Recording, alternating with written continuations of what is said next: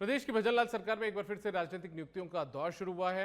BJP के पूर्व प्रदेश अध्यक्ष अरुण चतुर्वेदी को वित्त आयोग का अध्यक्ष नियुक्त किया गया है। वहीं इसके साथ ही पूर्व आईएएस नरेश कुमार ठकराल को सदस्य सचिव वित्त आयोग में बनाया गया है।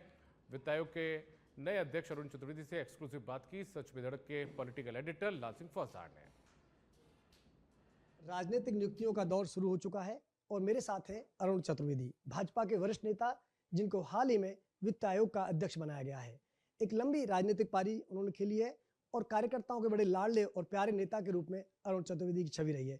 अरुण जी, मुझे वो दौर जरूर याद आता है, उसका जिक्र मैं जरूर कर रहा हूँ। हालांकि आज तो बधाइयों का तांता लगा हुआ है, फूल मालाएं बिखरी हुई हैं यहाँ पे, लेकिन मुझे वो दृश्य याद आता है। उससे ही मैं बात शुरू करूँगा कि जो आपका टिकट काटा गया तो कार्यकर्ता बेहद मायूस हुए थे, बेहद निराश हुए थे। आपसे मेरी बात भी हुई थी, हालांकि मुझे वो वाक्य आपका अब भी ध्यान है। आपने ये कहा था कि संगठन सर्वोपरि है, संगठन का फैसला मुझे मानना है। अब उसको किस रूप में आप देखते हैं कि उस वक्त कार्यकर्ता बेहद निराश थे और उनकी इच्छा थी कि भाई साहब को कहीं ना कहीं कोई पद मिले? वो जो लाइन मैंने पहले की थी उसी को दोहराता हूँ। संगठन सर्वोपरि है, वो सब कार्यकर्ताओं की चिंता करता है और उसकी योग्यता के हिसाब से उसको काम देता है। हमारे यहाँ एक फ्रेज चलता है कई बार, हर काम के लिए कार्यकर्ता और हर कार्यकर्ता के लिए काम। ये सूत्र वाक्य है, इस हर कार्यकर्ता को समझना चाहिए। मुझे भी टिकट पहली बात तो पार्टी काटती नहीं है, देती है।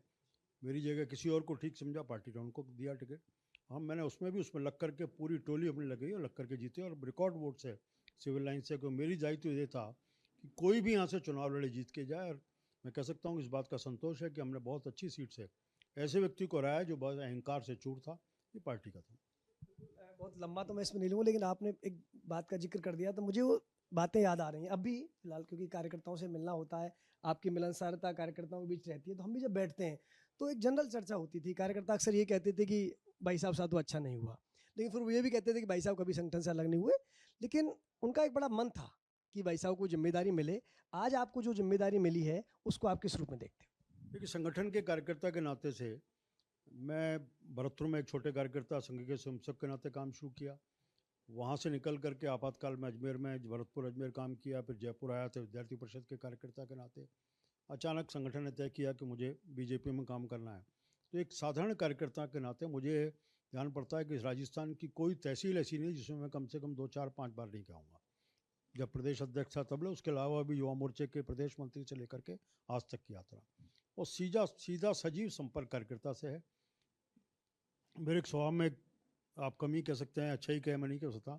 मैं सबके फ़ोन उठाता हूँ, नहीं उठा पाता तो कॉल बैक करता हूँ। इस दौर में ज़रूर, जैसे अभी 2-3 का समय मैं सबको नहीं अटेंड कर पा रहा, शायद मैं सबको कॉल बैक भी नहीं करूँ, एक स्वभाव।